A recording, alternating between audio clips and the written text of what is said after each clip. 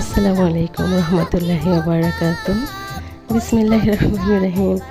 আজকে নিয়ে আসলাম আমার ছোট্ট রাজকন্যার একেবারে ছোটোবেলার একটু আঁকিবুকি, কিছু শেখা, কিছু লেখা এগুলো শেয়ার করতে। তো এই তো একটা বাচ্চার আসলে তার সবচেয়ে বড় শিক্ষক হচ্ছে তার বাবা-মা। এরপরে তো আশেপাশে পরিবেশে যারা আছে সবাই।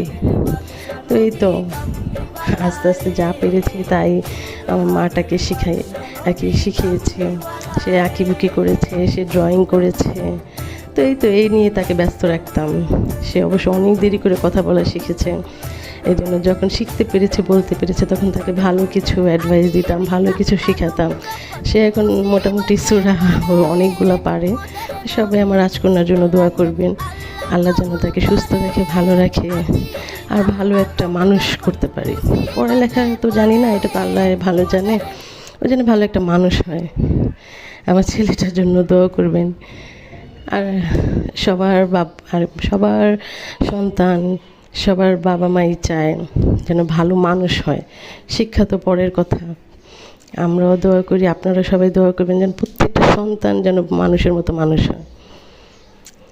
তারপরে তো এই তো কেউ বাজে কমেন্ট করবেন না, তার এগুলো ছোটোবেলার হাতের লেখা আর কি। সে খাতা পেলেই এইভাবে আঁকিবুকি করতো। তো সবাই ভালো থাকবেন, দোয়া